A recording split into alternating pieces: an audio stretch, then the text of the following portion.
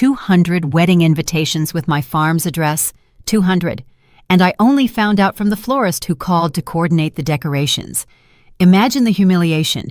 My own son, David, and his fiancée, Jessica, had planned their wedding on my property without even asking if it was okay, as if I were invisible, as if my farm were theirs. But that day, as I listened to the florist talk about red roses and ceremony arches, something inside me snapped. I worked for 40 years to buy that land. 40 years as a housekeeper, cleaning other people's homes, enduring humiliations, saving every single penny, and now my own son was treating it as if it were his.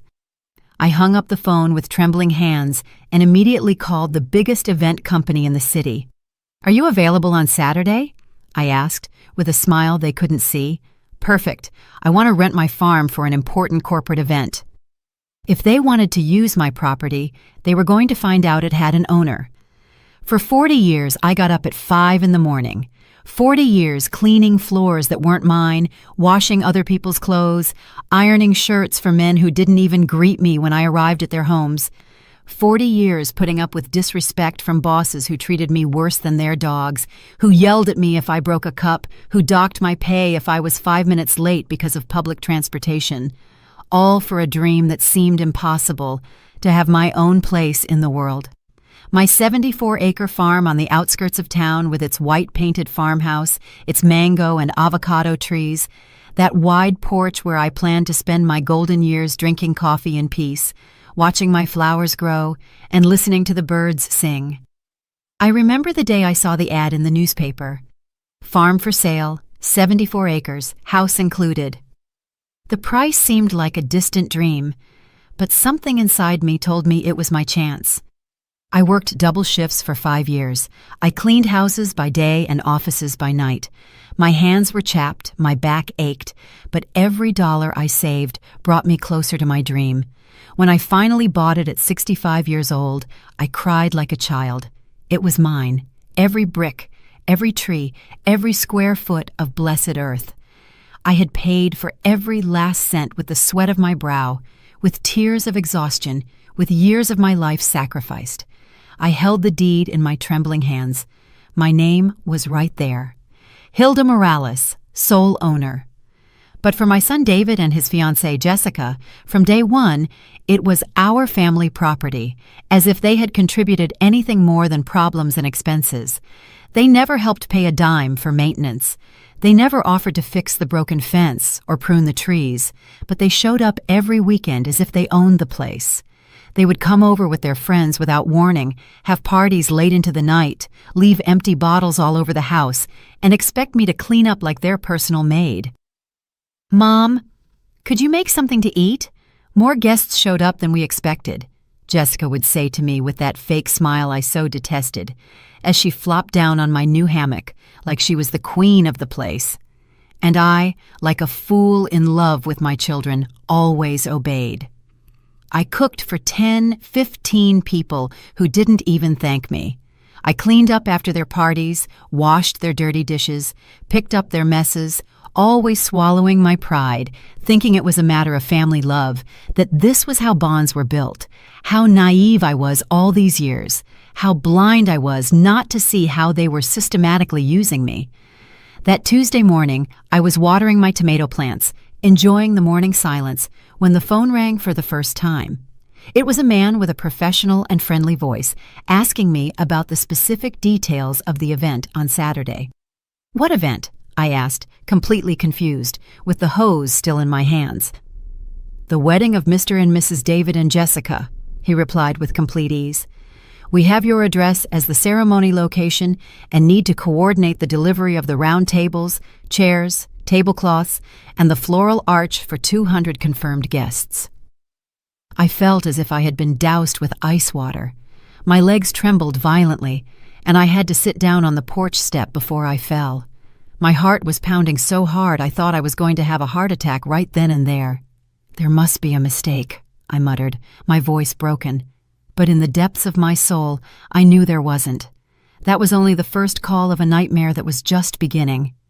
Throughout that week, the calls kept coming like daggers straight to the heart. the caterer asking about the 3-course menu they had requested, the DJ consulting about the sound system and the romantic playlist, the photography company confirming the times for family photos. Everyone, absolutely everyone, had the same information saved in their schedules: my address, my farm, my property as the setting for a wedding I didn't even know existed. With every phone call, my heart broke a little more, and anger grew like fire in my veins. How dare they do this? How could they plan the most important day of their lives on my sacred land without consulting me? As if I were an old piece of furniture, as if my opinion was worth absolutely nothing in this world. On Wednesday afternoon, when I couldn't take the anguish anymore, I decided to confront my son. I called David with my hands trembling with indignation. "Son, I need to talk to you urgently," I said, trying to keep the calm in my shaky voice. "What's wrong, Mom? I'm busy at work," he replied with that cold, distant tone he always used with me, as if talking to his mother was a gigantic nuisance in his perfect day. "It's about your wedding," I managed to say. There was a long silence on the other end of the line, a silence that confirmed all my most terrible suspicions. "What does my wedding have to do with you?" he finally asked with a coldness that froze my blood. "David, all the vendors are calling me. You have my farm listed as the ceremony location." His response completely shattered me. "Oh, Mom, I forgot to mention it to you. But don't worry, it's not going to cost you anything. We're paying for everything. We just need you to have the house ready on Saturday and prepare some food for the family that stays after the party." We just need, as if it were that easy, as if my farm were a free party hall with a housekeeper included. I was speechless with shock, the phone glued to my ear, listening to my own heart break into 1,000 pieces.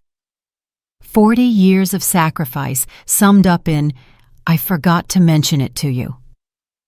200 guests, David, I managed to whisper. "Mom, don't exaggerate. It'll be like 150 people max. And look on the bright side. You'll get to meet all of Jessica's family that you've never seen." The bright side, as if it were a privilege for strangers to trample my lawn, as if it were a blessing for strangers to use my bathrooms, as if it were a fortune for my house to be filled with people who didn't even know my name. "What if I have other plans for that day?" I asked, my voice a thread. "What plans are you going to have, Mom? Your life is very quiet. Besides, this is important for us. It's our special day. Our special day on my private property. Without my consent, without my participation in the decision." I hung up the phone without saying goodbye. The tears ran down my wrinkled cheeks. But they weren't tears of sadness. They were tears of an anger so profound it burned inside me like volcanic lava. They had crossed a line with no return. They had disrespected me in the cruelest way possible. But as I sat crying in my kitchen, surrounded by the silence of my violated home, an idea began to form in my mind. An idea that made me smile through the tears. An idea that was going to teach them, once and for all, who the real owner of this property was. Early Thursday, I dialed the number for Henry Smith, the owner of Premium Corporate Events, the most exclusive and expensive event planning company in the whole city. "Good morning, ma'am. How can we help you?" he replied with that professional courtesy they only use with clients who pay well. "I want to rent my farm for a corporate event this Saturday," I said with a confidence I didn't know I had. "It's urgent, but I'll pay whatever it takes." There was a moment of surprise on the other end. "This Saturday is very short notice, ma'am. Our corporate events require weeks of planning." "I'll pay double your normal fee," I interrupted. "It's a 74-acre, completely private farm with a colonial house, spacious gardens, and parking for 100 cars. Perfect for an important executive meeting." I could hear how his tone of voice changed. Money always speaks louder than excuses. "Could you give me more details about the event, Mrs. Morales?" "The event is a corporate celebration for international executives. I need maximum privacy and security, no external interruptions." I lied with a naturalness that surprised myself. "Perfect, Mrs. Morales. Could we visit you this afternoon to see the space and sign the contract?" "Of course. And Henry, one more thing. I need you to arrive at exactly 2 o'clock on Saturday afternoon to begin the setup. Punctuality is essential." "No problem at all, ma'am. It will be a pleasure to work with you." I hung up the phone, and for the first time in weeks, I felt powerful. For the first time in years, I felt like the owner of my own destiny. They were going to learn, in the most humiliating way possible, that this farm had a name and a last name, Hilda Morales. I spent the rest of the day cleaning every corner of the house with an energy I hadn't felt in decades. I pruned the roses in the garden, swept the porch, polished the floors until they shone like mirrors. If I was going to receive Henry to show him my property, I wanted him to see exactly how beautiful and valuable my farm was. When Henry arrived that afternoon with his assistant, he couldn't hide his admiration. "Mrs. Morales, this place is absolutely spectacular," he said as we walked through the gardens. "How long have you lived here?" 5 years, I replied proudly. "I worked for 40 years to be able to buy it. It's my most precious treasure." His eyes lit up when he saw the real dimensions of the land, the well-maintained house, the absolute privacy. "This is worth a lot more than you think," he commented in a low voice. "You could make a fortune renting it for exclusive events." A fortune! That word was engraved in my mind like fire. We signed the contract that same afternoon. $5,000 for one day's rental. $5,000 that my son and daughter-in-law had never offered to help me with maintenance expenses, but which a private company paid without batting an eye to have access to my property for a few hours. That night, I slept better than I had in months. I finally had control of the situation. I was finally going to show them who was in charge of this house, but what I didn't know was that this was only the beginning of a war they themselves had declared. On Friday morning, I woke up with a strange feeling in my chest. It wasn't fear or anxiety. It was something completely different. It was power. For the first time in 5 years since I bought the farm, for the first time in decades of being treated as a housekeeper by my own family, I had absolute control of the situation, and that feeling was intoxicating, like the best wine in the world.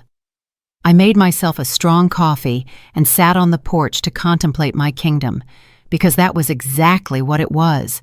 My kingdom, my empire, my little piece of heaven that I had fought for with blood and tears. The mango trees swayed gently in the morning breeze.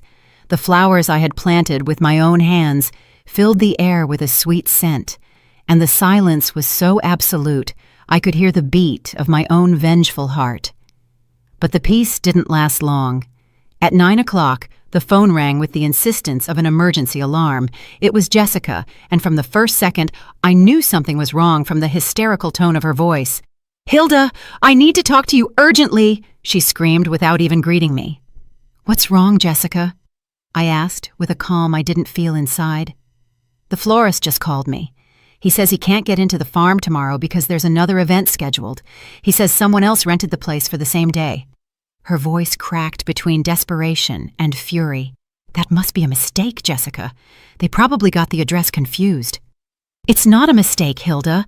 The caterer and the sound company called too.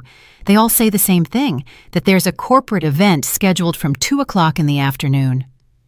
I could perfectly imagine her panicked face, her wide eyes, her pale skin from the shock. "How is it possible that you don't know anything about this? It's your farm." "Exactly, Jessica. It's my farm. You're finally understanding." "It must be a terrible misunderstanding," I replied with the most innocent voice I could muster. "Have you talked to David? Maybe he knows something." "Of course I talked to him. He's on his way. We're going to get there in an hour to clear up this mess." I hung up the phone and laughed alone in my kitchen. I laughed heartily, with years of humiliations pouring out of my throat in the form of liberating laughter. It occurred to me that I should be nervous, that I should be worried about the confrontation that was coming, but I didn't feel any of that. I only felt a deep and delicious satisfaction.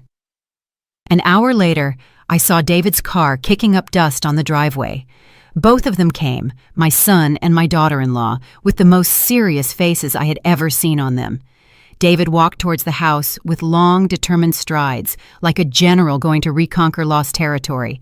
Jessica followed him, with her heels sinking into the dirt of my garden.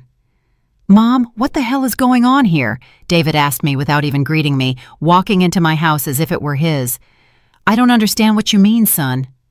"Don't act like you don't know. All the vendors say there's another event tomorrow. A corporate event that's preventing them from doing our wedding." I stared at him, studying his gestures of desperation. It was the first time in years that I had seen him genuinely concerned about something I could control. It was the first time he needed something from me beyond free food and housekeeping services. "Oh, yes," I finally said, with the most natural voice in the world. "It's true. I rented the farm for tomorrow." The silence that followed was so thick you could cut it with a knife. David and Jessica stared at me as if I had confessed to a murder. Their mouths opened at the same time, their eyes filled with absolute disbelief. "What did you say?" Jessica whispered in a voice that seemed to come from beyond the grave. "That I rented my farm for a corporate event tomorrow, Saturday," I repeated with a smile I couldn't hold back. "A very important company offered me a considerable sum to use the place, and I accepted." "But our wedding is tomorrow," David yelled, his face red with fury. "We sent out 200 invitations. People have already RSVP'd.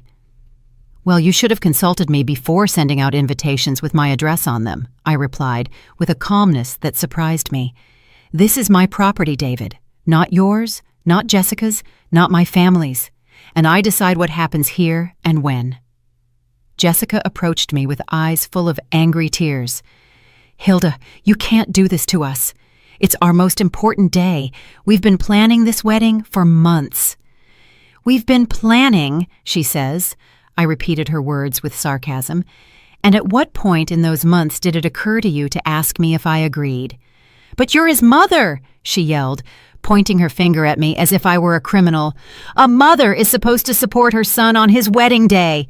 A son is supposed to respect his mother and not use her property as if it were his own," I retorted, getting up from the chair. David paced my living room like a caged lion. "This is ridiculous. Cancel that corporate event. Tell them there was a mistake, that the place was already booked." "I'm not going to cancel anything, David. I signed a legal contract and they paid me in advance, $5,000, just so you know." "$5,000, Jessica exclaimed, her eyes wide. "We'll pay you that and more to cancel the event." There it was, the desperate offer, the moment they finally recognized that my property had value, that my decision had weight, that I had power over something they needed. "This isn't about money, Jessica," I said, looking her directly in the eyes. "It's about respect, about consideration, about asking me before you decide for me." "Okay, David yelled, exasperated. "We made a mistake. We should have consulted you, but now we need you to help us. We're family." Family. That word they always used when they needed something from me. That magic word that was supposed to erase all the humiliations, all the disrespect, all the times they had treated me like a housekeeper in my own house. "Family," I repeated slowly. "The same family that shows up at my house without warning. The same family that has parties on my property without asking. The same family that sent out 200 invitations with my address without consulting me if I agreed." Jessica began to cry with real tears of desperation. "Please, Hilda, I'm begging you. Cancel that event. We'll do whatever you want. We'll pay you monthly rent for the farm. We'll help you with expenses, whatever it takes, but please don't ruin our special day." For a moment, seeing her tears, feeling the genuine desperation in her voice, I was about to give in. For a moment, the loving mother I had been all my life wanted to come out and rescue her son from this disaster. But then I remembered the exact words David had said to me on the phone. "I forgot to mention it to you, but don't worry, it's not going to cost you anything." I forgot, as if it were a minor detail, as if my life, my property, my feelings were so insignificant they could be forgotten without consequences. "It's too late," I finally told them. "The corporate event is tomorrow at 2 in the afternoon. You'll have to find another place for your wedding."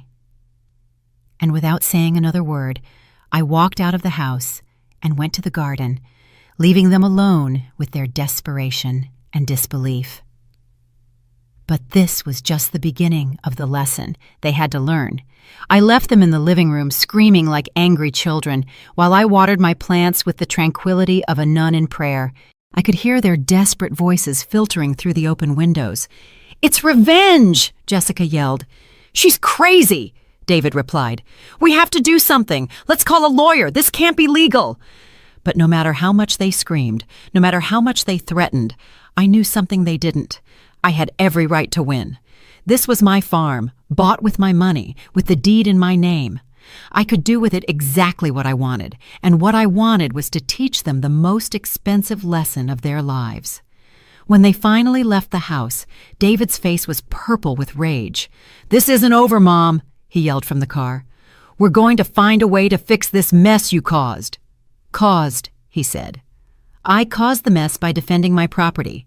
They didn't cause anything by using it without permission."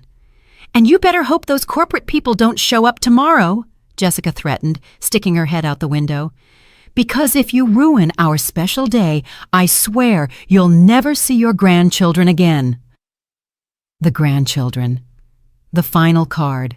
The lowest emotional blackmail they could use. But not even that hurt me anymore. Not even that scared me. They drove away, kicking up a cloud of dust that dirtied my freshly watered flowers. I watched them go down the dirt road until they disappeared completely. And then I sat on the porch and cried. But I didn't cry from sadness.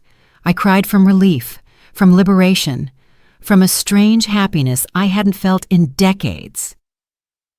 That night I couldn't sleep for a minute, not because of nerves or regret, but because of a feeling similar to what a child feels the night before Christmas. I spent the time walking around the house, checking every detail, imagining the faces of David and Jessica when they arrived tomorrow with their 200 guests and found that my farm was occupied by executives in elegant suits.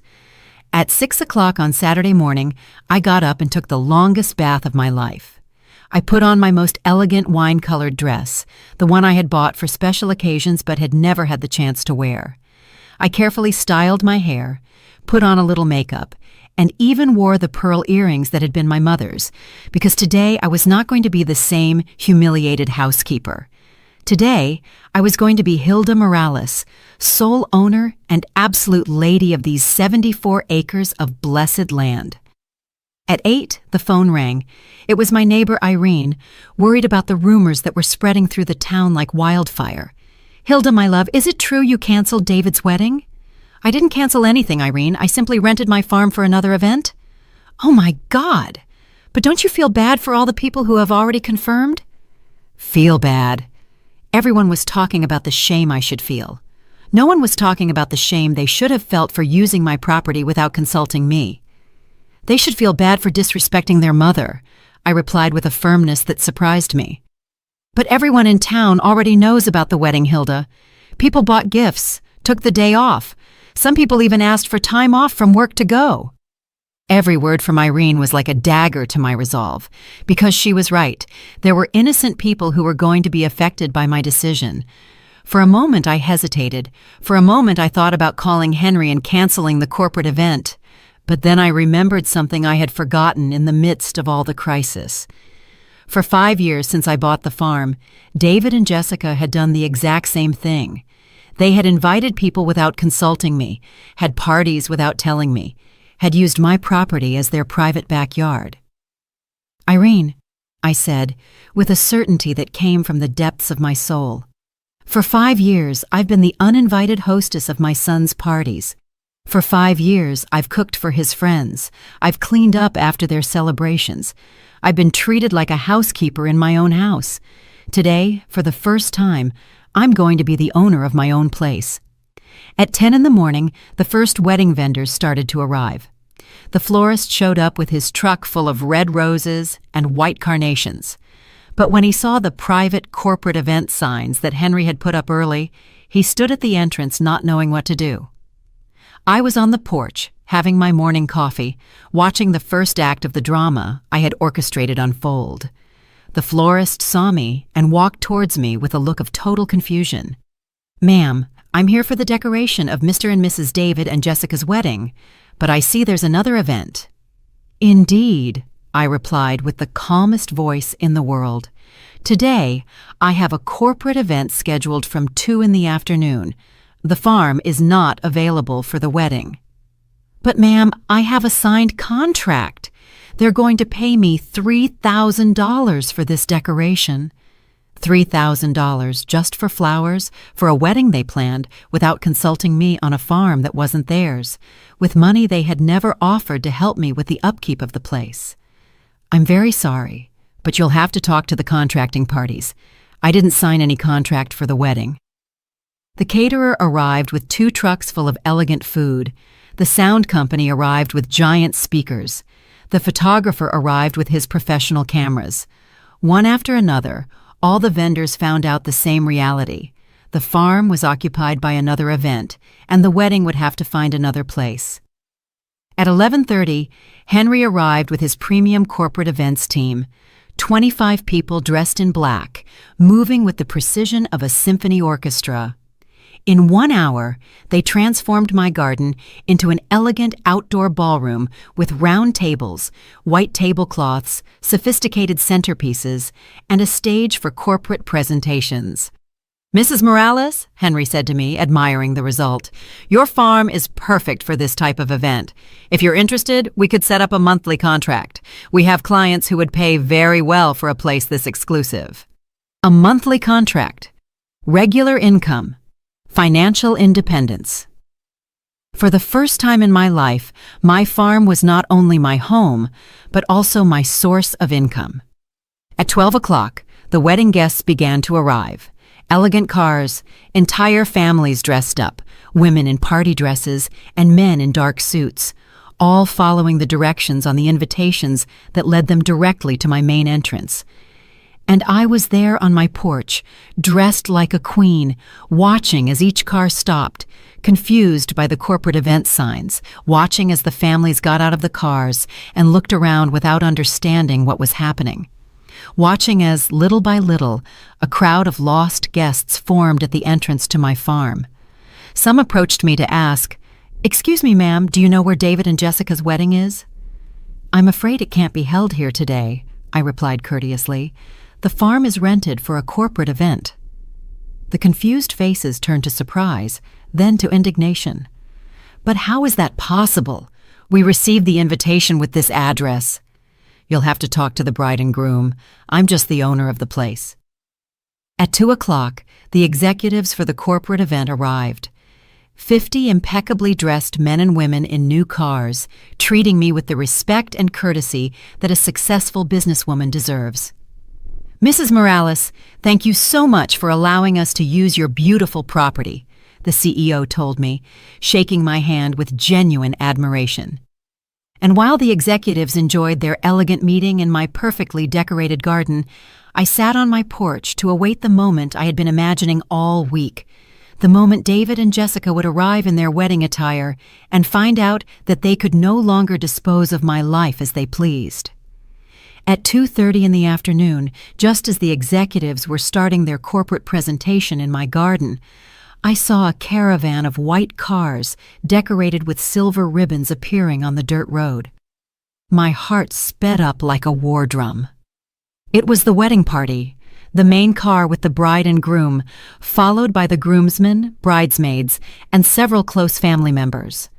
From my privileged porch, I could perfectly see the scene unfolding like a dramatic play. David's car stopped at the main entrance, and he got out first, looking very elegant in his black tuxedo, but with a panicked look that brutally contrasted with his formal attire. Jessica got out after him, and I must admit she looked beautiful in her ivory wedding dress, with that endless train and that veil that had cost more than I earned in 3 months when I was a housekeeper. But her beauty completely vanished in the face of the absolute horror she had on her face when she saw the reality of my garden. 50 elegantly dressed executives occupied the round tables she had dreamed of for her wedding. A corporate presentation was being projected on the giant screen where the wedding altar should have been. The professional sound system amplified the voices of the presenters where the promises of eternal love should have resonated. "This can't be happening," Jessica screamed, with a desperation that was heard above the corporate murmur.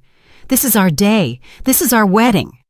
But her screams were lost in the air because the executives were completely focused on their event, oblivious to the matrimonial drama unfolding a few feet away. David ran towards the house like a man possessed, the tails of his tuxedo flying behind him. Mom, get out here immediately!" he yelled from the foot of the porch with a fury I had never seen in him. "You have to stop this right now! You have to kick these people out of here!" I slowly got up from my rocking chair, smoothed out my wine-colored dress, and walked to the porch railing with the dignity of a queen receiving her rebellious subjects. "Good afternoon, David. You look very elegant in that tuxedo." "This is no time for jokes, Mom. There are 100 guests waiting outside. The church already confirmed they can't change the ceremony to another location. Jessica's whole family traveled from out of town." "What a shame," I replied, with a tranquility that infuriated him even more. "You should have thought about all that before using my property without my consent. Mom, please, I'm begging you. Cancel that corporate event. Tell them there was a family emergency." Jessica ran over with her wedding dress lifted so she wouldn't trip, with real tears running down her perfectly made-up cheeks. "Hilda, please, I'll give you $10,000 right now, $20,000, whatever you want, but help us." $20,000, 4 times more than the corporate company was paying me, 4 times more than they had ever offered to help me with the upkeep of the farm, money that appeared magically only when they needed me desperately. $20,000, Jessica, I repeated slowly. Where are you going to get $20,000 right now? From our savings for the honeymoon, from the money we had for the down payment on the new house. I don't care, just help us. It was fascinating to see how the money they had never had to treat me as the owner of the house appeared instantly when they needed me as a wedding savior. The problem isn't the money, I told them with a firmness that surprised me. The problem is that I signed a legal contract. Those executives paid me in advance and trusted my word. To hell with your word, David exploded, completely losing his composure. We're your family. We should be your priority. Family. That magic word they used when they wanted to manipulate my feelings. That word that was supposed to erase 40 years of ignored sacrifices. Family, I repeated, with a smile I couldn't control. The same family that for 5 years has used my farm as their personal backyard.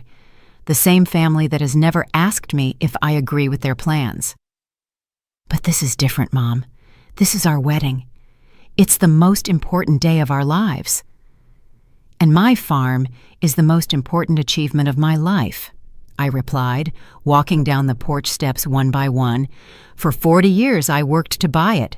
40 years cleaning other people's homes, enduring humiliations, saving penny after penny, and you've treated it as if it were yours. Just then, Henry, the corporate event planner, arrived, walking elegantly towards us with a professional smile. Mrs. Morales, I apologize for the interruption, but we wanted to thank you personally for this extraordinary place. The executives are delighted with the privacy and beauty of the setting. David looked at him as if he were the devil himself. You have to get out of here immediately. This place is reserved for our wedding. Henry looked at me confused, waiting for my explanation. Henry, this is my son and my daughter-in-law. It seems there was a misunderstanding with the dates. A misunderstanding? Jessica yelled, her voice breaking. It was no misunderstanding. She rented the farm knowing perfectly well that it was our wedding day. Henry frowned, beginning to understand the family situation unfolding in front of his professional eyes. Mrs. Morales, he said with all the diplomacy possible, if there is a family conflict, we could consider moving our event to... There is no conflict, I interrupted him firmly. You have a signed and paid contract. Your event continues exactly as planned. Henry's face showed respect and admiration. In the business world, a given word and a signed contract were sacred. Perfect, Mrs. Morales. It's a pleasure to do business with such a professional person." And he walked away, back to his event, leaving us alone with the family tension that cut the air like a knife. David stared at me with a mixture of disbelief and something that looked dangerously like fear. For the first time in his life, he was seeing his mother as something more than the family's housekeeper. For the first time, he was understanding that I had power, my own will, and the ability to say no. "What are we going to do with all the guests?" Jessica asked in a broken whisper. "What are we going to tell them? How are we going to explain that Grandma canceled the wedding?" "I didn't cancel anything," I clarified for the umpteenth time. "You organized a wedding on someone else's property without consulting the owner." At that moment, more guests' cars began to arrive, entire families getting out, confused, children dressed up running around the parking lot, grandparents with canes wondering where the ceremony was. The chaos multiplied exponentially with every minute that passed, and I was right there in the eye of the hurricane, feeling more powerful and more in control of my destiny than I had ever felt in my 70 years of life. But what David and Jessica didn't know was that this was just the beginning of the lesson they had to learn about respect, consideration, and the consequences of treating their mother like a housekeeper. The situation became more chaotic with every passing minute. The wedding guests crowded at the entrance to my farm like a confused mob, some indignant, others worried, all without understanding what the hell was going on with the ceremony they had come to witness. Voices were raised in Spanish, English, and even Italian, because Jessica's family was international and people had traveled thousands of miles to be present on this special day. "But where is the wedding?" asked an older lady with an Italian accent, dressed in a very elegant pink suit. "Why are there businessmen where the altar should be?" A group of David's cousins argued among themselves, some blaming the bride and groom for the disorganization, others trying to find logical explanations for the inexplicable. Jessica ran from group to group like a chicken with its head cut off, trying to explain the inexplicable with her wedding dress dragging in the dirt of my garden. "It's a horrible misunderstanding," she would say, her voice breaking. "My mother-in-law had a problem with the dates. We're trying to fix it." But each explanation sounded more desperate than the last. David, for his part, had completely lost the elegant composure a groom is supposed to have on his wedding day. His hair was messy, his tie was crooked, and he paced back and forth like a caged lion, talking on the phone with a desperation that was pitiful. "I need a place for 200 guests. Now! I don't care about the price, it's a family emergency." But it was Saturday afternoon, and all the event halls, hotels, and elegant restaurants already had their own celebrations scheduled. No one could accommodate 200 guests at the last minute, especially not for a complete ceremony with decorations, sound, and catering. Meanwhile, I remained on my porch as a privileged spectator of the most satisfying play of my life. The executives of the corporate event continued with their meeting, completely oblivious to the family drama unfolding a few feet away, focused on their business presentations and professional networking. From time to time, a wedding guest would approach me directly to ask what was happening. "Excuse me, ma'am, do you know where the ceremony will be held?"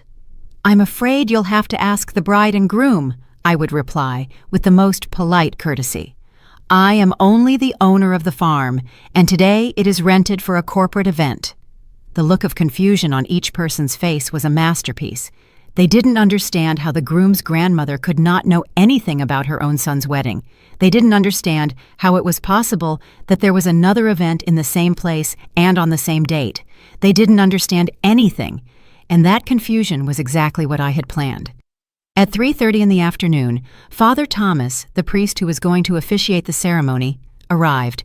He was an older man, about 60, with that infinite patience that priests develop after decades of dealing with family dramas.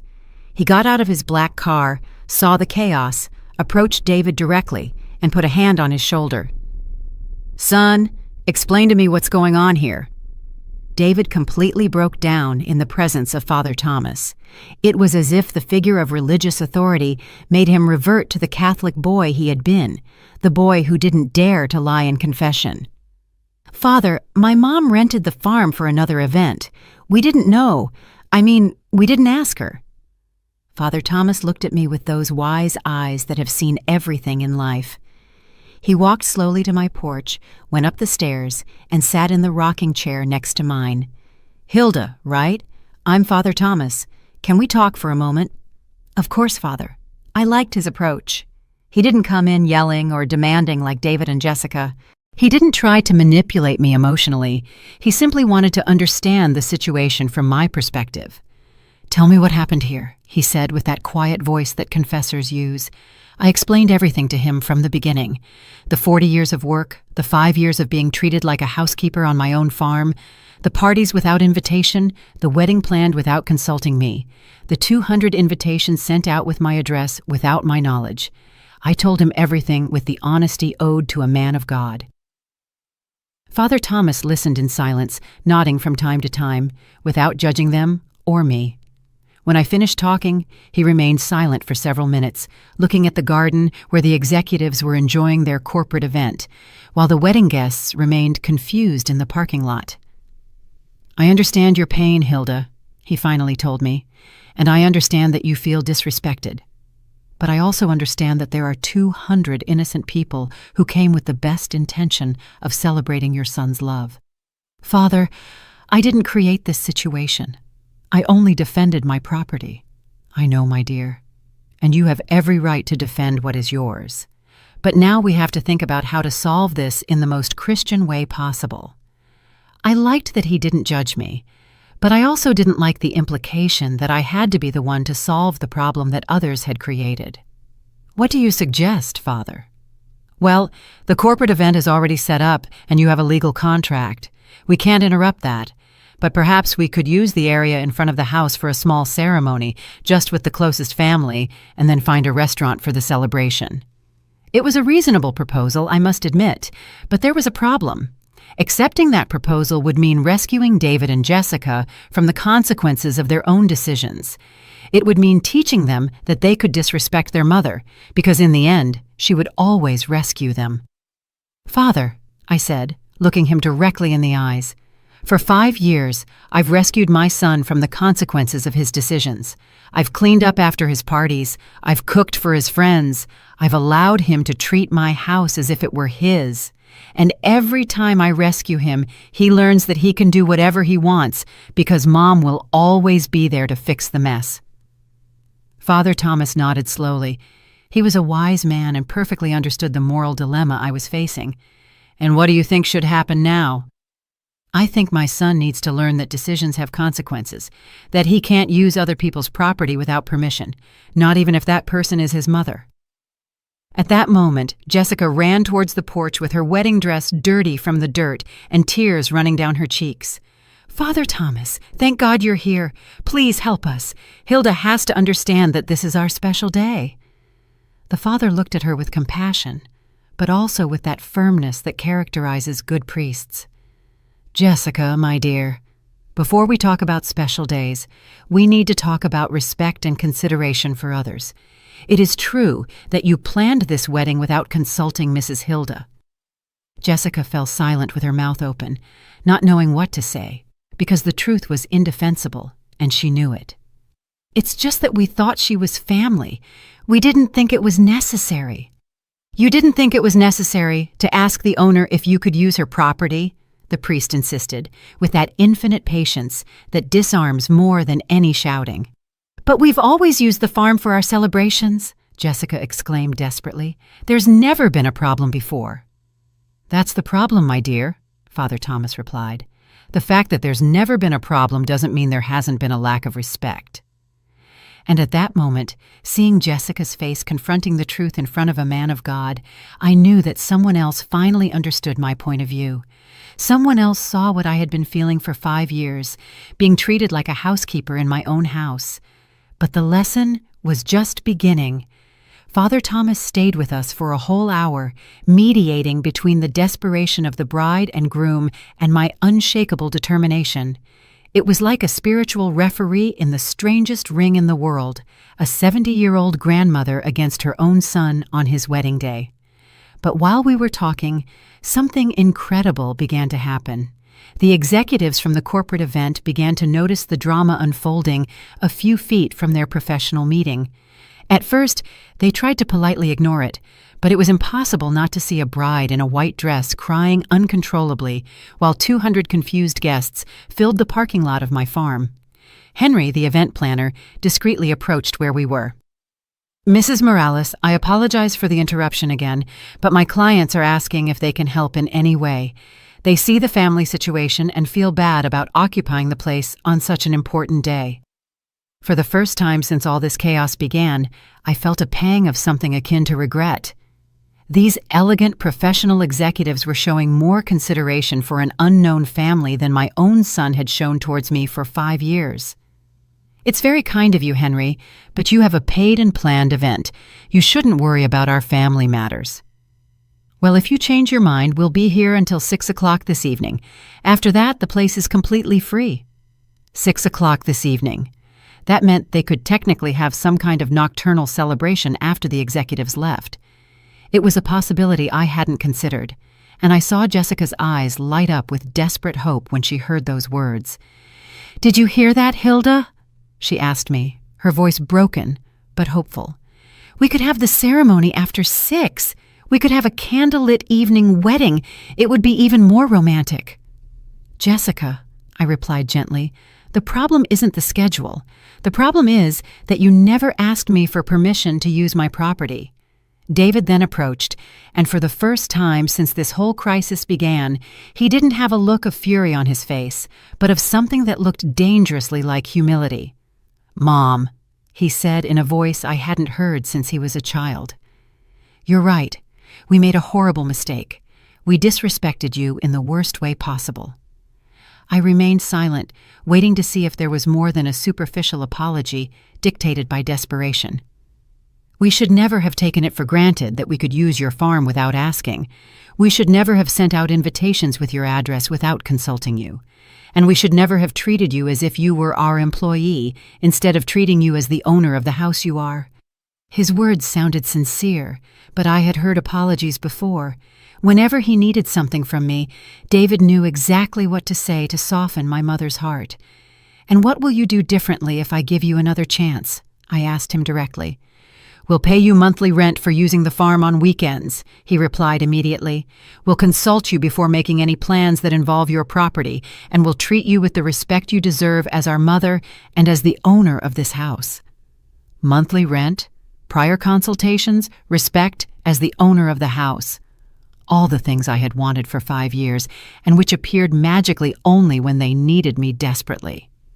"How much monthly rent?" I asked, more out of curiosity than real interest. $1,000 a month, he replied without hesitation. "And we'd take care of all the maintenance expenses, gardening, repairs, utilities whenever we're here. $1,000 a month plus expenses. $12,000 a year that they had never offered before, that appeared as if by magic when they needed me. Jessica then approached and knelt in front of my rocking chair, with her wedding dress spread over the porch planks like a white cloud. "Hilda, please, I swear to God we will never disrespect you again. I swear you'll be treated like the queen of this house, as you deserve to be treated." It was a powerful image. The daughter-in-law who had treated me like a housekeeper for 5 years, kneeling in front of me in her wedding dress, begging for forgiveness. It was the validation I had been waiting for decades without even knowing it, but I also knew something they didn't. Promises made in moments of desperation are rarely kept when the crisis passes. The $1,000 a month would become, "This month is tough, Mom." The prior consultations would become, "We forgot to mention it to you." The respect as queen of the house would become, "Mom, could you make something to eat?" "Get up, Jessica," I told her gently. "You don't need to kneel in front of me. You just need to respect me." She got up with tears of hope running down her cheeks. "Does that mean you're going to help us?" At that moment, I looked around my farm. The distinguished executives enjoying their professional event, the 200 wedding guests waiting for some solution in the parking lot, my son and daughter-in-law in their formal wear, humiliated but finally understanding the value of my property and my opinion. And for the first time in 5 years, maybe for the first time in my life, I had all the power in the situation. I decided what happened next. I was the absolute owner of my destiny and the destiny of everyone else in that moment. Father Thomas looked at me with those wise eyes that have seen thousands of family dramas. "What does your heart say, Hilda?" "My heart says many different things, Father. It says that I love my son and want to see him happy, but it also says that I'm tired of being treated like a housekeeper in my own house." "And both things can be true at the same time," he replied with that wisdom that only comes from years of counseling broken families. "The question is, how do you find the balance between love and respect?" It was the million-dollar question, literally, because there were dollars a month waiting for my answer. There was a whole wedding waiting for my decision. There were 200 people waiting to know if they were going to witness a ceremony or a family disaster. And while everyone waited for my answer, a completely new idea began to form in my mind. An idea that no one had considered, not even myself until that moment. An idea that would change everything forever. The idea that formed in my mind was so simple and so perfect that I was surprised I hadn't thought of it before. I slowly got up from my rocking chair, walked to the edge of the porch, and looked at everyone waiting for my decision. David in his wrinkled tuxedo, Jessica with her wedding dress dirty from the dirt, Father Thomas with his infinite patience, the 200 confused guests, and the executives who were trying to focus on their meeting despite the family drama. "You're right," I finally said, in a voice that sounded stronger than I expected. "There are 200 innocent people who came with good intentions to celebrate your love, and it's true that they deserve to witness a ceremony, not a family disaster." Jessica's eyes shone with renewed hope. "Does that mean you're going to help us?" "It means I'm going to do something better than help you," I replied, with a smile that came from my soul. "I'm going to teach you how to organize an event the right way." I walked over to where Henry was, who was observing everything with the professional fascination of someone who handles event crises daily. "Henry, how much time would your clients need to finish their meeting if we offered them incentives to speed up the process?" Henry looked at me with genuine surprise. "What kind of incentives, Mrs. Morales?" "A 50% discount on the rental and an invitation to stay and witness a very exclusive improvised wedding." Henry's face lit up as if he had discovered gold. "Mrs. Morales, that would be extraordinary for my company. A corporate event followed immediately by an intimate wedding would be the kind of versatility that would put us on the business map. How much time do you need?" "With those incentives, they could finish by 4:30. I turned to David and Jessica, who were looking at me without completely understanding what I was planning. "Here's my proposal," I told them with the authority of someone who has finally taken control of their own life. "The religious ceremony will be held here on my farm after 4:30 in the afternoon." "Thank you, Mom! Thank you, David shouted, trying to hug me, but I raised my hand to stop him.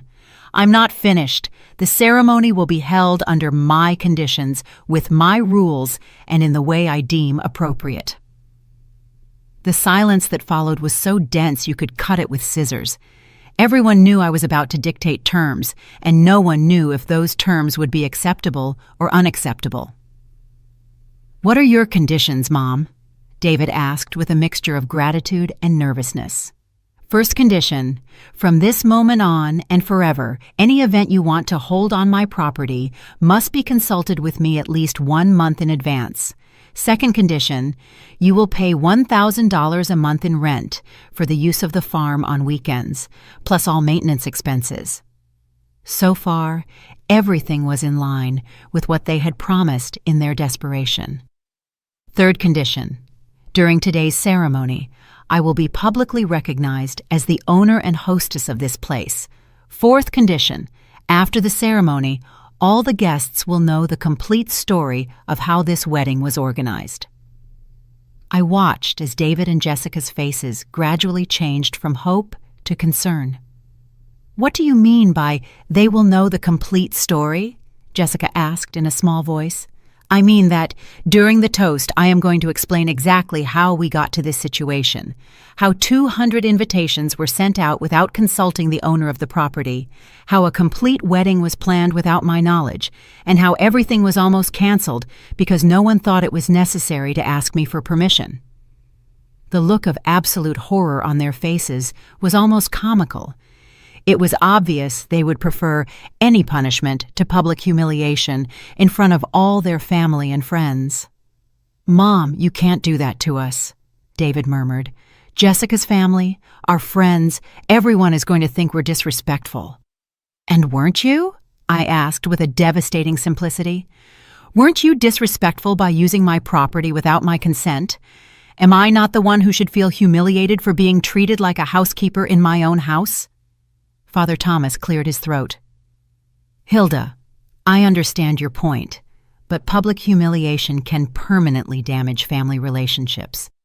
"Father, with all due respect," I replied, looking him directly in the eyes, "disrespect towards parents also permanently damages family relationships.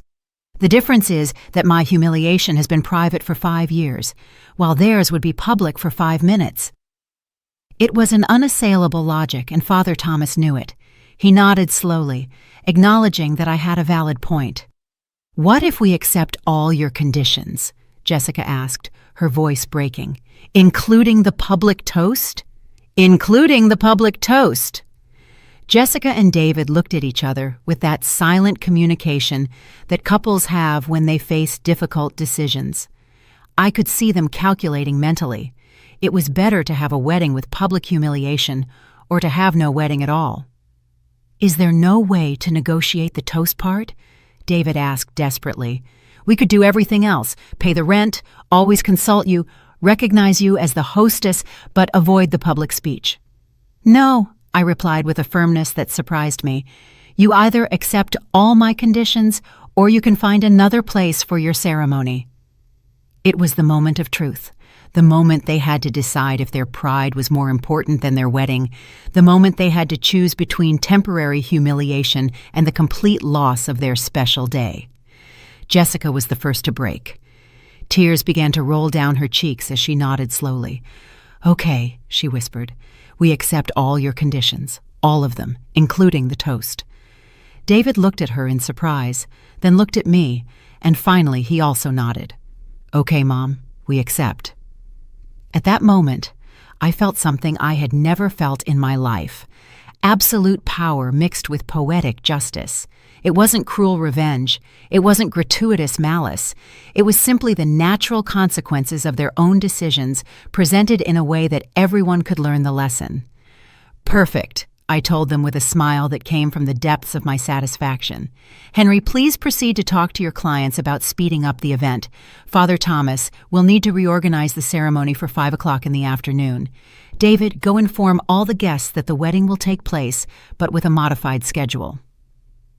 The machinery of organization was immediately put into motion. Henry ran to talk to the executives, who received the news with professional enthusiasm and personal curiosity. Father Thomas began to calculate times for the modified ceremony. The guests began to receive the information that there would be a wedding just later than planned. And I sat on my porch, watching as my farm became the setting for a wedding that would finally take place on my terms, with my rules, and with the public recognition that this property had a name and a last name, Hilda Morales. But the best part was yet to come. The part where all the guests would know the complete story of how a 70-year-old grandmother taught her son and daughter-in-law that respect is not negotiable, that consideration is not optional, and that mothers also have dignity. The best part was the toast I was mentally preparing, the speech that would be remembered for decades in all future family gatherings. At 5:30 in the afternoon, my farm was transformed into something I had never imagined. The executives had kept their word and finished their event on time, but most of them had stayed as special guests, fascinated by the idea of witnessing a family wedding after their business meeting. It was like having 2 events in one, and the mix of corporate elegance with family drama created a unique atmosphere. Jessica looked beautiful, despite all the stress of the day. Her wedding dress, although a little dirty from her desperate running, was still spectacular under the golden light of the sunset. David had managed to fix his hair and straighten his tie, regaining some of the elegance a groom is supposed to have on his big day. The 200 guests were finally seated, although in a completely different configuration than originally planned. The corporate chairs were mixed with the wedding chairs, creating an improvised but functional arrangement. The altar was set up under my favorite mango tree, the same tree I had planted with my own hands 3 years ago. Father Thomas, with that adaptability that priests develop after decades of unexpected ceremonies, had managed to create a solemn and beautiful atmosphere despite the extraordinary circumstances. His voice resonated clear and strong as he read the marriage vows that would unite my son and daughter-in-law for a lifetime. But while I listened to the promises of eternal love, I was focused on the moment that would come after. The toast. The moment when the whole family, all the friends, all the guests would know the complete story of how we had gotten here. When Father Thomas pronounced the final words, "You may kiss as husband and wife," the applause was deafening. 200 people celebrating triumphant love, corporate executives mingling with emotional family members, an explosion of joy that filled my garden with a wonderful energy. Henry then approached with a glass of champagne in his hand and a wireless microphone. "Mrs. Morales, it's time for your toast as hostess." My heart began to beat faster. This was the moment I had been waiting for, the moment of absolute truth. I slowly got up, took the microphone with hands that no longer trembled, and walked to the center where everyone could see me perfectly. The silence gradually spread until 200 people were looking at me with expectation, waiting for the emotional words that the groom's mother typically says in these moments. "Good evening, everyone," I began with a voice that sounded stronger and more confident than it had ever sounded. "I'm Hilda Morales, David's mother and the owner of this beautiful farm where we are celebrating today." The applause was immediate and warm. So far, everything sounded completely normal. "I want to thank you all for joining us on this very special day, although I must confess that I found out there would be a wedding here in the exact same way you did, by invitation." A murmur of confusion began to spread among the guests. Some people looked at each other without completely understanding what I had said. You see, my son and my daughter-in-law sent out 200 invitations with my farm's address without consulting me if I agreed to have a wedding here. The murmur turned into an absolute silence. All eyes alternated between the bride and groom, who had faces red with shame, and me, who continued to speak with unshakable serenity. I found out on Tuesday morning when the florist called to coordinate the decorations. Imagine my surprise to discover that my property had been committed for an event I didn't know existed.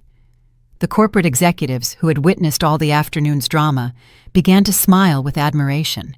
They recognized a businesswoman defending her rights. For 40 years, I worked as a housekeeper to buy this farm. 40 years cleaning other people's houses, saving penny after penny, dreaming of having a place of my own where I could live with dignity in my golden years. My voice cracked slightly, but I continued, and for the 5 years I have lived here, I have been treated as a housekeeper on my own property.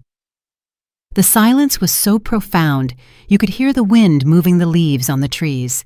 No one expected this kind of speech at a wedding, but everyone was completely captivated by the story unfolding in front of their eyes. When I found out what had happened, I made a decision. I rented my farm for a corporate event on the same day as the wedding to teach my son and daughter-in-law that this property has an owner, and that owner is me. Several guests began to nod in approval. The story was starting to make sense to everyone. But at the end of the day, family love is stronger than hurt pride, and although it was necessary to go to this extreme to get the respect I deserve, here we are celebrating David and Jessica's love in my house, on my terms, with my rules. The applause that followed was different from the previous one. It was an applause of admiration, of recognition, of genuine respect for a woman who had defended her dignity. So I toast to the bride and groom, who today learned that respect for parents is not optional, that consideration for others is fundamental, and that mothers also have rights and feelings. I raised my champagne glass, and the whole crowd did the same. To David and Jessica, may they begin their marriage by understanding the value of mutual respect. The applause that followed was thunderous, 200 people celebrating not only a wedding, but a life lesson masterfully imparted. The corporate executives applauded with professional admiration. The older family members nodded in approval. Even the young friends seemed to understand that they had witnessed something extraordinary. David then approached with tears in his eyes and hugged me in front of the whole crowd. "I'm sorry, Mom," he whispered in my ear. "Sorry it took us so long to understand." Jessica came after, her wedding dress dirty, and her tears of shame mixed with tears of gratitude. "Thank you for saving the wedding despite everything, Hilda. We will never forget this lesson." The rest of the celebration was magical. The guests constantly came up to congratulate me, not only on my son's wedding, but on the way I had handled the situation. "What a brave woman," Melissa's Italian grandmother said to me. "I wish more mothers had your character," a David's uncle commented. The corporate executives integrated perfectly into the family party, exchanging business cards and talking about future events on my farm. Henry sought me out before he left. "Mrs. Morales, after what I witnessed today, I want to offer you an exclusive contract. Your farm and your personality are exactly what our most demanding clients are looking for." When everyone was gone and I was left alone, cleaning up the last details, I sat on my porch and looked at the stars beginning to appear in the night sky. In my hands, I held two things I hadn't had when I woke up that morning: a contract to turn my farm into a prosperous business and the absolute respect of my family. But the most important thing I had was something that could not be touched or measured: the certainty that I would never again allow anyone, not even my own son, to treat me as less than I am. The certainty that Hilda Morales was not just the self-sacrificing mother, not just the complacent grandmother, not just the family's housekeeper. Hilda Morales was the owner of her own destiny, the lady of her own house, the author of her own story. And that story had just begun the most beautiful chapter of all, the chapter where I finally respected myself enough to demand that others respect me too. At 70 years old, I had learned the most important lesson of my life, that love without respect is not true love, and that teaching respect, even if it is painful, is the greatest gift a mother can give her children. 6 months have passed since the most talked about wedding in town, and my life has changed in ways I never imagined. Every morning, I wake up on my farm with a feeling I didn't know before. The feeling of being completely in control of my own existence. The events business has flourished beyond my wildest dreams. Henry kept his promise, and my farm has become the most exclusive place in the region for elegant weddings and corporate meetings. Every weekend, I receive between $3,000 and $5,000 for renting my property, money that has given me a financial independence I never had, not even when I was working double shifts as a housekeeper. But the most beautiful thing is not the money. The most beautiful thing is the respect. David and Jessica have religiously kept their promise. Every month, they deposit the $1,000 in rent on time, and they have never, not once, shown up without consulting me first. When they want to use the farm for a family celebration, they call me weeks in advance, politely ask if the date is available, and wait for my answer without taking anything for granted. The first time they did it, 4 months ago, I almost cried with emotion. David called me one Thursday afternoon. "Mom, could you check your calendar? We want to celebrate Jessica's birthday at the farm next Saturday, if that's okay with you, and if you don't have other plans." If that's okay with you.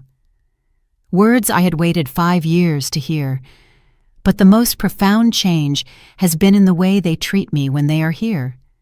I am no longer the housekeeper who prepares food and cleans up after parties. Now I am the respected hostess, the owner of the house who sits at the head of the table while they take care of serving and cleaning. The first time Jessica insisted on washing the dishes after a family dinner, I was so surprised I didn't know what to do. "Hilda, you worked enough preparing this delicious meal. We'll take care of the cleanup." It was like living in a parallel world where I was finally treated as the matriarch I always should have been. The grandchildren, of course, still come to visit me. Jessica never carried out her threat to keep them away from me, and now I understand why. The children need their grandmother as much as I need them. But even the relationship with them has improved, because now they see me as the powerful grandmother who demanded respect, not as the submissive grandmother who always gave in to everything. The whole town knows my story. For months, I was the topic of conversation at the market, at church, everywhere. Some women would seek me out to tell me their own stories of family disrespect. "Hilda, how did you find the courage to stand up for yourself?" Irene would ask me every time we met. My answer is always the same. I didn't find the courage. I built it, day by day, every time I decided I deserved something better. And it's true. It wasn't a moment of sudden bravery. It was years of accumulated humiliations until I finally said enough. I have received 3 marriage proposals from widowers in town who were impressed with my strong character and financial independence. I politely thanked them, but explained that at 70 years old, I finally learned to be happy with myself, and I wouldn't trade that happiness for anything. My farm has become a symbol in town. Young women come to see me to ask for advice on how to set boundaries with their families. Older mothers tell me how they used my story to teach their adult children respect. Even Father Thomas mentions my case in his sermons about the honor we owe our parents. Henry's corporate event business has become a prosperous partnership. I now have events scheduled until the end of the year, and the waiting list to rent my farm is 3 months long. Major companies, wealthy families, even regional celebrities have discovered this little paradise I built with 40 years of sweat and tears. But every night, when the guests leave and the lights go out, I sit on my porch with a cup of coffee and look at the stars with a satisfaction I didn't know before. It's not just the satisfaction of money earned or respect conquered. It's the profound satisfaction of knowing that I am finally who I always should have been. I am no longer Hilda, the housekeeper. I am no longer Hilda, the self-sacrificing mother who suffers in silence. I am no longer Hilda, the compliant grandmother who accepts anything to avoid conflict. Now I am Hilda Morales, a successful businesswoman, a respected matriarch, a woman who stood up for herself when it seemed too late to change things. Hilda, who taught her children that true love includes respect, and that respect is not begged for, it is demanded. And every night, before I fall asleep, I whisper a small prayer of thanks. Not for the wedding that almost got canceled, not for the conflict that almost destroyed the family, but for having had the courage at 70 years old to write the end of my own story instead of letting others write it for me, because it is never too late to start respecting yourself, and it is never too late to teach others how they should treat us. This is my story. This is my victory. This is my life, finally lived on my own terms.